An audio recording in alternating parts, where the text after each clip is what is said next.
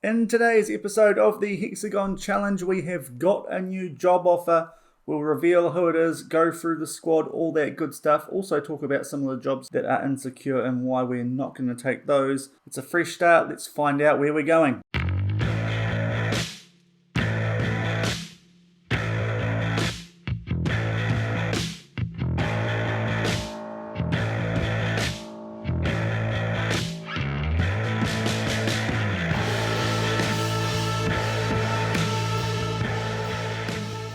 Hello everyone and welcome to the challenge here on Shaun Does FM. I hope you are doing well and enjoying your Easter weekend. If you are new to the channel or returning and have not done so already, then please do hit that subscribe. And if you don't mind as well, turn notifications on. It is greatly appreciated by me. You'd be an absolute legend and also helps more people view the series. Also leave a comment down below if you think I've made the right decision when we reveal where we are going. But as I said in the intro, we're going to just go through some of these other jobs that are popping up around the time that I'm making this decision. It is only a week since we left Atlético Nacional, so it's not been long at all. Plans changed, as they often do here. We thought we might take a while to get a job that we felt would be suited to us, but it hasn't actually taken that long at all. We did mention some jobs that I might be interested at the end of last episode. Some of them have disappeared. The Kaiser Chiefs, if you look at this insecure jobs tab, that has disappeared. And of the rest, it's the likes of Nice and Napoli are the only ones who I would really consider going for in terms of what we're after. If we have a quick look at Napoli in the Serie A, they're currently 12th. I'm not too worried about that. Of course, the time that we did leave Atlético Nacional, it is in late December now. We're the day before Christmas Eve, and the seasons are about to get to the halfway stage, so we are about to hit a transfer window, so we can have a good look at the squad, see where we need to improve, and we also still have half a season to try and get to where we need to get to, where the board expects us to. But Napoli, as you can see, season preview, they're in that funny kind of Europa League light. I don't actually know what it's called in this game because I've never been in it. Yeah, Napoli, they're in that, and they're only predicted to finish 6th in Serie A. Well, I don't know if it's that good a job, a team that's predicted to finish 6th, so I'm a little bit lukewarm on that, and it hasn't come up yet. So that was the big one. I thought if that came up, I'd actually quite like it. Not really. And then there was Nice. If we look at Liga, they are in 12th. I mean, you look at how congested this table is. There's not much between the European spots and about the 13th place at the moment, so I'm not too worried about where the teams are on the league. Obviously, PSG running away with it, as it happens most of the time in real life. And Nice also predicted to finish 7th, so again, it's a team who, yeah, we could potentially turn them around in the second half of the season, but it depends when that job becomes available, and the fact that there's a job available now, right before the transfer window is about to start, is really good, because we can go in there. If we need to make changes, we can make changes, and we've still got a solid half season to sort things out. You'll also notice Nice do not have continental competition. The other job that I mentioned at the end of yesterday's episode, where we did wrap up our time at Atlético Nacional, a fitting farewell, as the video title suggested. It was against our former club, Cúcuta Deportivo, in the second phase final of Colombia. So if you haven't checked that out, go check it out, and you'll sort of see how I was thinking going into what I've done in about a night since recording between the episodes in my actual lifetime recording things. Now, in the terms of the jobs that were available, we'll try and avoid oh no, it's not going to work because I've cut things down. If you've got an eagle eye, you'll be able to spot the one I've actually applied for and that we're about to get. I am favourite to get the job in the Belgium second division at Anderlecht Aalst. I don't know why they think I want to take a second division job in Belgium, but apparently I'm the favourite for it. I mean, you look around, there's not a lot. There's one Premier League job, 20th, halfway through the season. Not ideal. We'll go down a little bit further. It's hard to avoid the one that we're actually going to get, isn't it? South Africa, yeah, not great. And then the one in Korea, I was oohing and ahhing about, and really it's just not as enticing as I'd like to be if I'm going to Asia. I want a pretty big club, and it would probably be in China where they have lots of money if I'm going to look there. So I think how we're going to do this is we're going to go to where we're going, and then we might take a step down. Hopefully we might have to chop and change continents as well. We'll see how we get on. But the job that came up that I felt was too good to get turned down was at AS Monaco, and we have got a job offer. I did an interview. We got it pretty much as soon as we applied. They brought us in for interviews. So our reputation has certainly gone up since we last were in this situation after Hamilton Wanderers, where it took us about 6 months to get a job at Kakuta Deportivo. It's taken us 8 days this time, so I think we're a bit more of a force in the footballing manager world now. Really nice wage, $98,000 a week. We're a club which is rich. Like Monaco, if you don't know, is a pretty rich club in real life and in here. They're worth $1.36 billion. It's a slight step up in terms of reputation from where we were at Atletico Nacional. It's a half-star, so a 4-star reputation club. They've got really good facilities, and they've still got $94 million of their transfer budget remaining. Obviously, we're moving to Europe. It's going to be a lot harder to bring in good players for less money like we have been so far, mainly in Colombia, because New Zealand was more or less a write-off in that regard. We were just bringing players in on free transfers there. But now we're moving to the big leagues. I know that I've called this episode Going Farming. It's a play on words. It's not. I don't actually think it's a farmers league. I mean, we're going to a team that produced Kylian Mbappe, or at least they had him when they won the league a couple of years ago, and I'm hoping to return them to that, and at the very worst, we can sneak in the top 3 and earn Champions League qualification. So I think this is a team who we could do some damage with. I think I'm not quite at the level where I would be able to get a PSG, Bayern, Liverpool kind of job, so I think this is a decent step, and it's a nice way to get into the big league, UEFA. I think that's a good step for us, Champions League, like proper UEFA Champions League. In terms of our career, I think what we're going to do is go here, see if we can get that Champions League or maybe step up to a bigger club. And if that plan comes off, we can then work our way down, for lack of a better term, to North America, Asia, Africa, and sort of do that as our career's winding down, for lack of a better term. It's not how I envisaged this would play out. I thought we'd just keep building up steadily, but after that Copa Libertadores win a couple of episodes ago, it has definitely changed our attack on things, but it's a club with a lot of money compared to what we've previously had, so it's going to be interesting. You'll already know some of the players here, name-wise. We'll get into that when we accept the job, but I felt this was a really good team, and a team who are predicted to finish second in their league, as we would have seen before in the Liga preview when we were looking at Nice. They're in the Europa League as well. We'll get to how far in it they are, but they are in it like properly. They've really got a good chance of it, so it's a nice job for us to get. And if we look at their tactic quickly before we accept this job, they play a 4-3-3, bang on what I've been doing, so it just makes a ton of sense to go here. So I don't think we'll stall any further. We've done a lot of staff changes, so that's something that I need to do off the back of this as well. So that's probably going to be most of the rest of my Easter weekend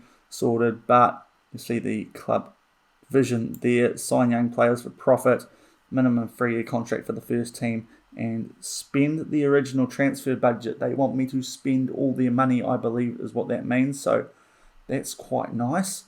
It's going to be interesting. I might be bringing in some Colombian players, who knows, but we will start negotiations. Not going to lie, I'm pretty happy. They expect us to qualify for the Europa League out of League A.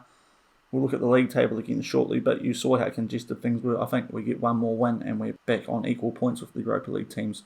So I am quite happy with that. 3-year contract, 98,000 a week. Winning the Europa League, 300,000. Look, I'm coming from Colombia, where I think I was getting paid something like 5k a week. I'm not sure if that was actually accurate at Atletico Nacional. Can't remember what they were paying me. In fact, I remember at Kakuta Deportivo, we actually took a wage drop from Hamilton Wanderers, which was bizarre, so I'm definitely going to be happy with that. And we will go forward on Christmas Eve 2026 and look at the induction that we get as we start our time in France at Monaco. As I said, I don't think it's a farmers league. It was a fun play on words. I'm in New Zealand.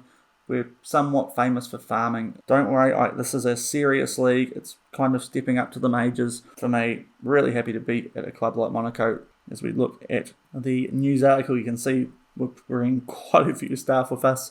And yes, we come here fresh off the back of that Copa Libertadores win only a few weeks ago in game. So that, no doubt, is going to make us a nice hot prospect. There is their history. You can see 8 League R's. It was 2017 where they won it with Mbappe in the squad. They had some other good players. I think Fabinho back then. Don't hold me to that, but I think that's where we got him from, being a Liverpool fan. They had a really good squad back then. And They've also got a couple of Coupe de France. They in fact won it last season. And then we're going back to League 2. What else have they won here? Coupe de la Ligue, a couple of French Division 2s. Trophée des Champions. They did lose the final of that this season to PSG. French Champions Challenge and a Charles Drago Cup. No idea how many of these competitions are still actually going. You can see they were runners-up in the Trophée des Champions, but they are currently in the 9th round of the French Cup, 10th in Liga, but as I said, I think we'll be able to at least build up from that pretty soon. For some reason, media prediction says 6th when it's 2nd in the one I saw, so I hope that doesn't bite us in the bum. And they're in Group H in the Europa League. We'll get to that shortly. We'll just go down here, so if you guys need to read the rest of that, you can pause it and catch up with it, but we will go to the next screen now. Now, here is our team. One of the other reasons I was quite keen to come here was that often in these sort of saves that I've seen, when people play them before, by the time they actually get to Europe, a lot of the names that people are familiar with have already moved on. There's still a few that you guys might recognise in this team that we've got here at Monaco, or that they've left me here at Monaco, I should say. So it is going to be interesting. Like even the loan obligations, you can see Jason Denayer, Ruben Loftus-Cheek in the team that they're suggesting that we pick. There's Ricky Puig, who's quite promising. Ousmane Dembele's here, which is interesting. Seems like he's taken a step back in his career to what I consider the kind of French Borussia Dortmund, for lack of a better term. Callum Hudson-Odoi's here. There's a few players that you guys will recognise if you're Welsh. Ampadu, he's our centre-back. He's actually looks like one of our better players. It's an interesting team, and I'm really looking forward to seeing how they actually stack up once we get into the squad and where we can improve, because the big carrot dangling in front of me for the timing of this is we've got a transfer window in 7 days and we can really improve this side. So there's that club vision yet again. We'll go into the sort of current season stuff. They want us to reach the Europa League semi-final. They have progressed from their group. There's no point hiding it anymore. They finished top of their group. Not sure who they're going to be playing yet, but they've got a really good chance of making that, so I'm happy with that. They want us to qualify for the Champions League now because I suggested we could do that. I talked them up from the Europa League. That might come and bite me in the bum, but we'll see. And they want us to reach the Coupe de France final. As you saw, we are currently in the 9th round playing a couple of lesser known teams, it would be fair to say. And they also want us to develop the best youth system in the country. That is something I am looking forward to. I am very much anticipating a good youth intake when that comes around from a club like Monaco. Then we need to continue building some good youth systems at the club and also stepping our way up the ladder so that we are challenging PST for the title. And hopefully if we can do that, we'll be in the mix for Champions League football at the very least. And of course, getting into the latter stages of that tournament. Should things go well, it could be an absolute train wreck. We could just burn like a comet. We could just crash to Earth ridiculously quick. Comet, was that the right...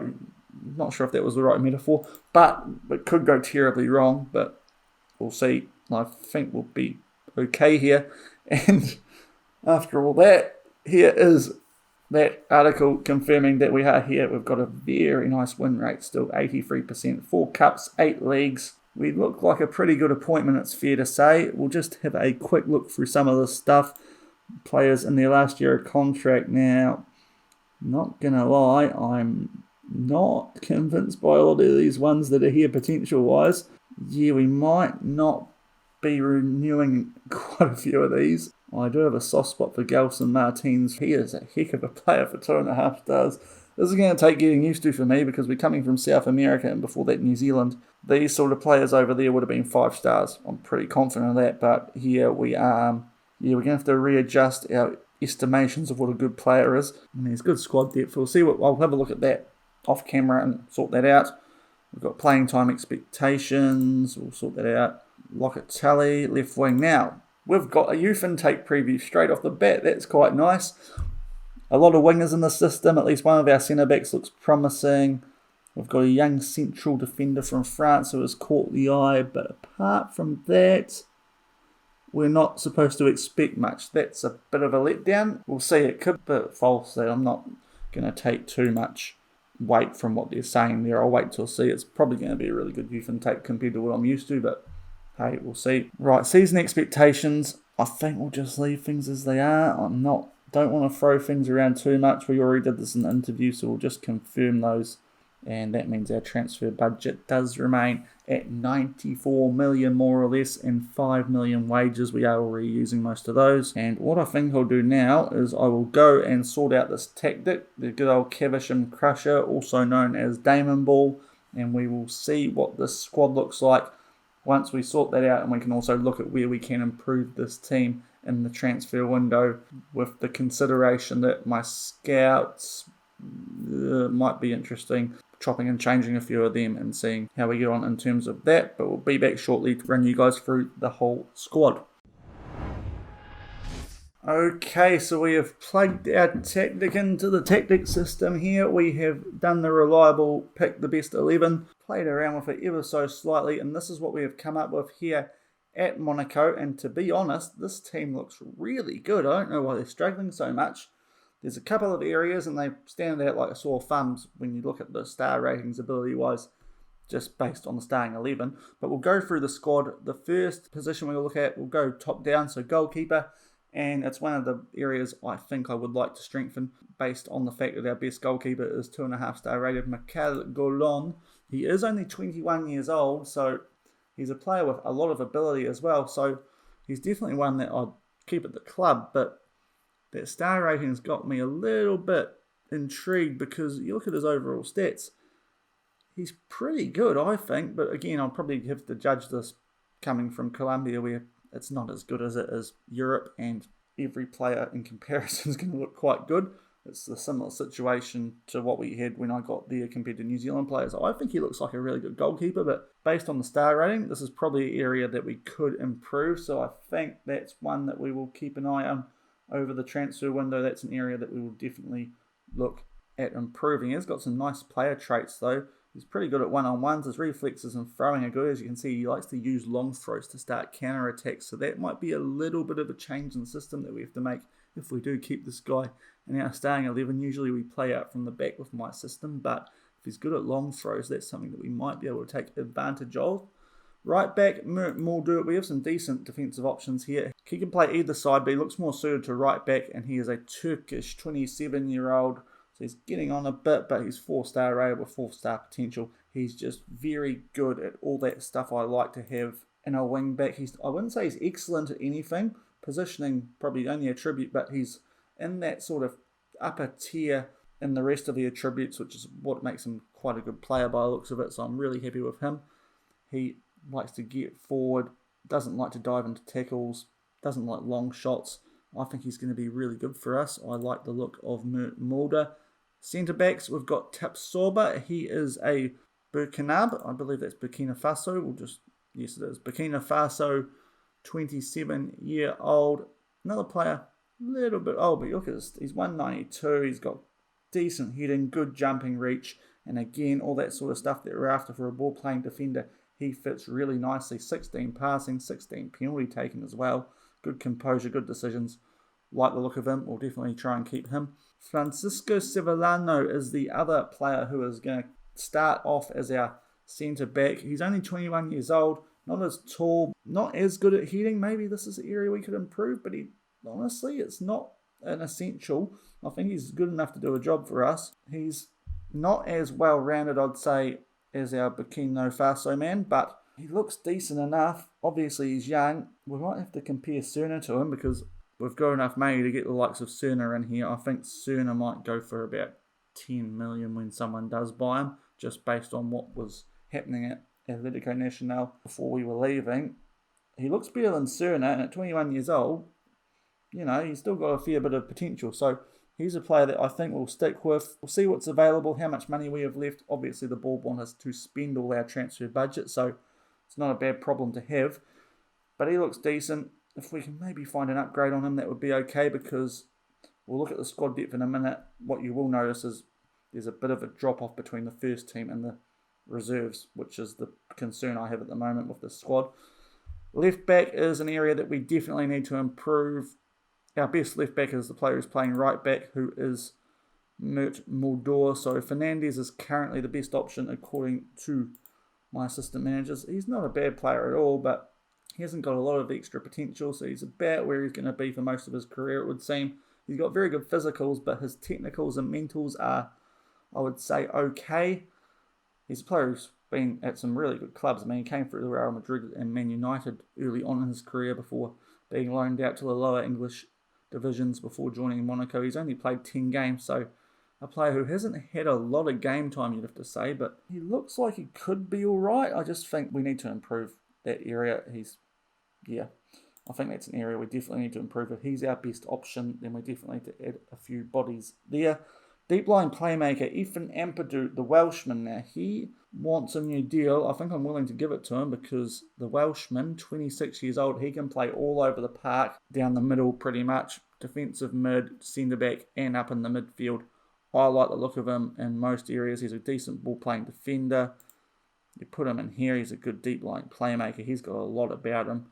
Like him for his versatility, 76 Welsh caps. He's definitely a player who I think's better off in the back half of the field. Look at his finishing, the fact that he's had 76 caps, no goals, and also in his overall career, 206 games for 6 goals, probably says a lot about his attacking ability, but we can definitely have him in the back half of the field, and he looks a very good option given his versatility. So he's a player I will be offering a new contract to at some point, although, as you can see, his current contract goes until the end of the 28-29 season, so I don't think there's a massive hurry there, but yeah, he looks like a really good option. Happy to have him on board.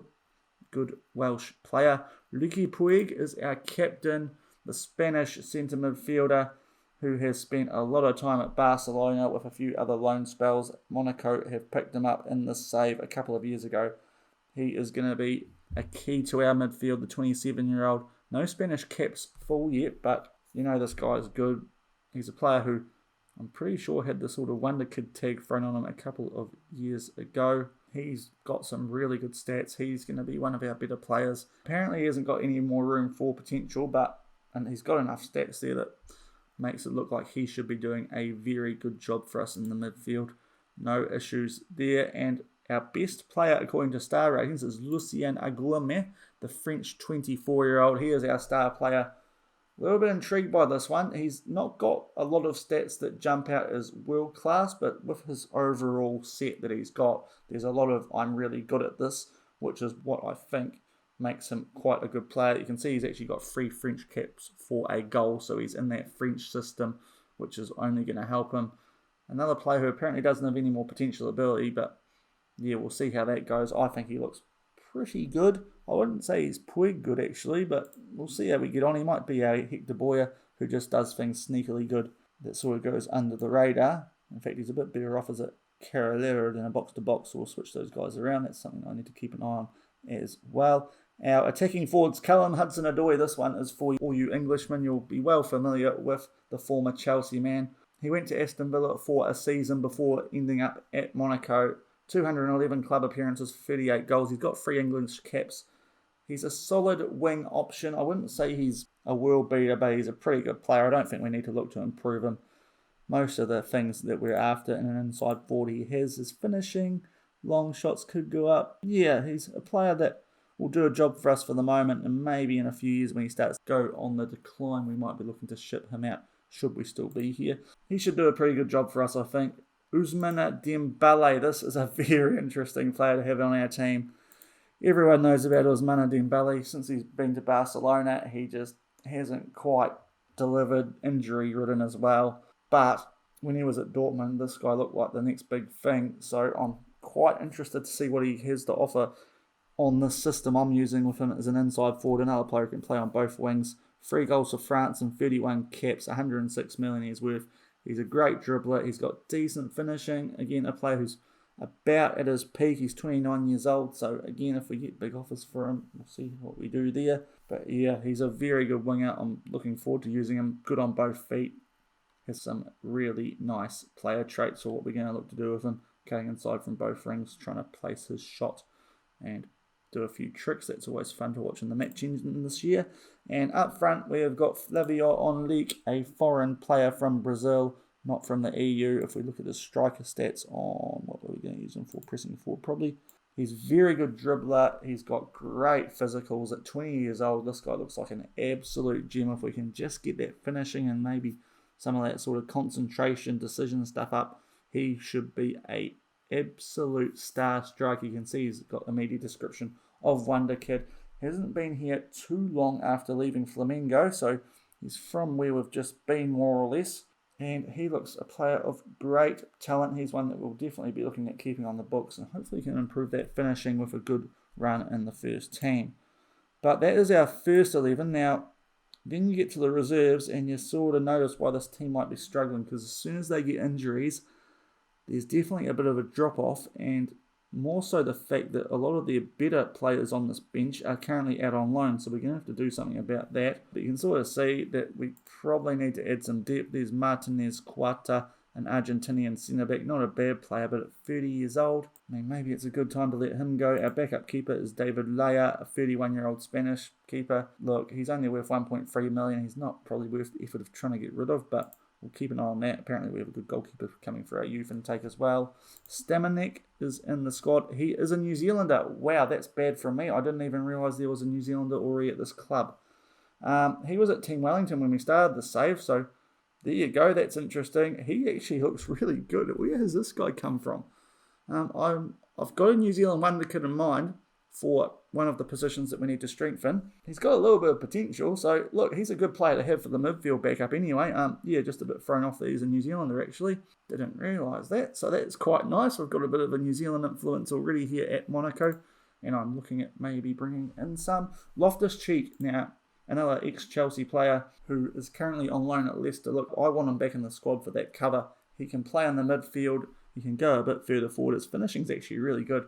He needs to be on our bench unless there's an issue that he doesn't want to be a squad player. I'm calling this guy back. He is way too good to be out on loan with the squad depth that we need, so expect to see him back. Romain Leguier is one of those other left-back options who can also cover centre-back and the CDM role. 18 years old, a homegrown product.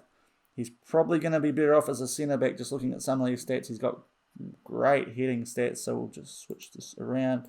And yeah, he definitely looks a bit better off as a centre-back, but a very promising player, so happy to have him on board. He should be able to, at the very least, if he doesn't fulfill that potential for us, get sold on for a nice profit.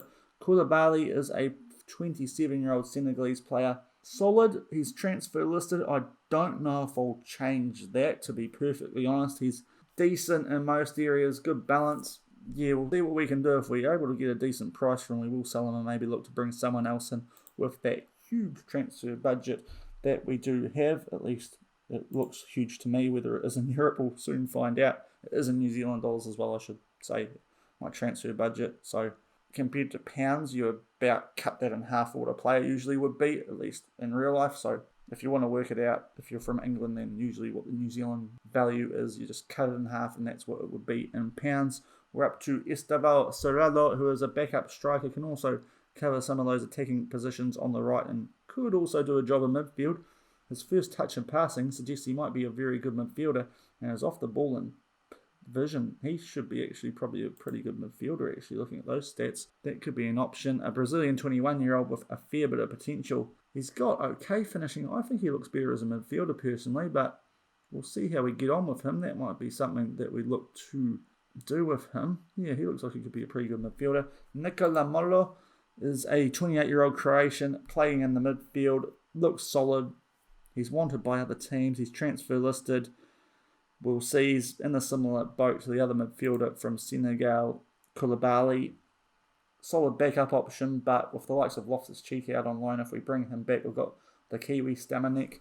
Yeah, we could let him go perhaps. Gelson Martins, a player who we need to renew his contract. Look, he's still got good agility and dribbling, so he's going to be useful attacking on the wings.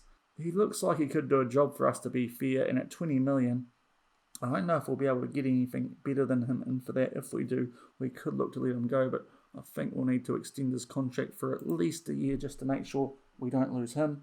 Lucas Gomez, one of our backup striker options, looks a bit more of a striker than the other Brazilian that we had, a bit better at his finishing.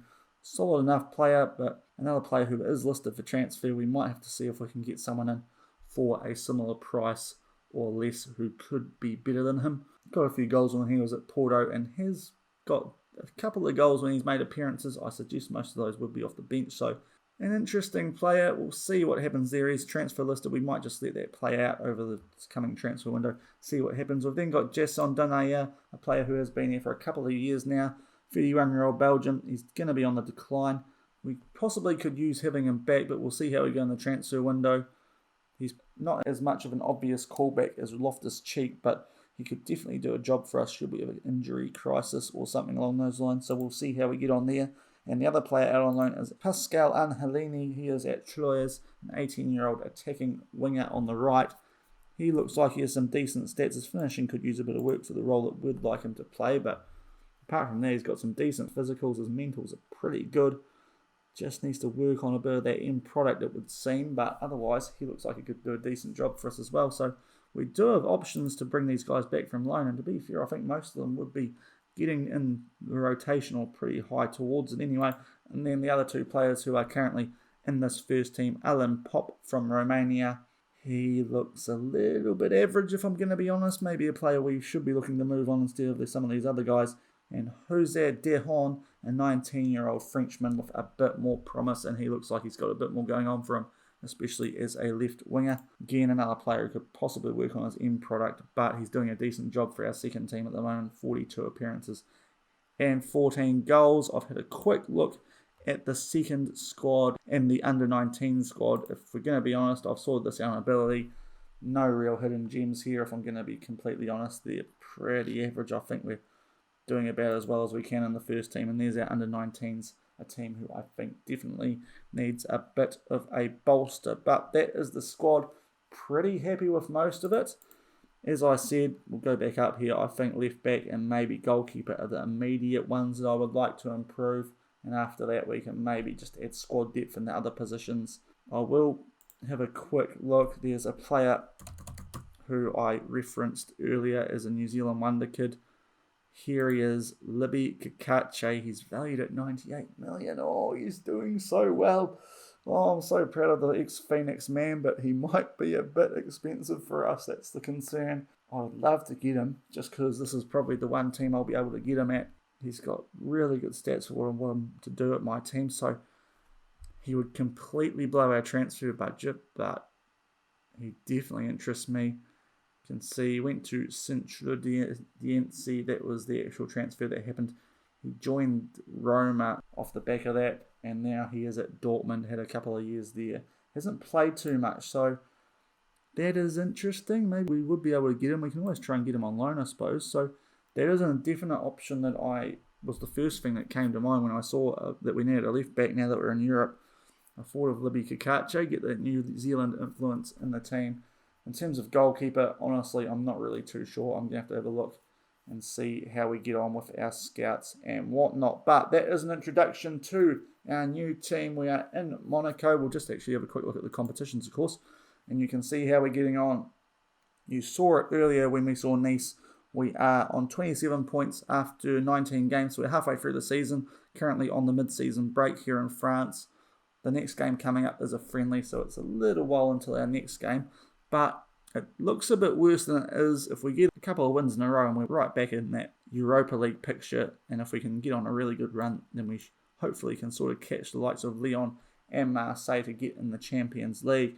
Europa League, we finished top of our group before I got here, along with PSV Eindhoven. Because we finished top of our group, of course, we are waiting to see who we will play when we enter the second round, I believe that is. I should know your second knockout round. I should know that after playing a bit of that with my Turkish save last year. And we are still in the Coupe de France. We have got Grenoble Foot 38, who are a champion shot national team. So they are well down the pecking order. That is a tie that we should definitely be winning. So we're still in a few competitions. That's going to give us a few things to look forward to for the rest of the season. And hopefully we can either win the Europa League. We expected to reach the semi-final.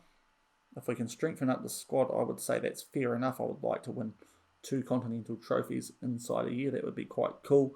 And hopefully we can also turn this league form around. It's blimmin' abysmal, isn't it? You can see they've just dropped off on a bit of a cliff there. Hopefully we can get that back on track and get them up towards that sort of Champions League, Europa League sort of verge.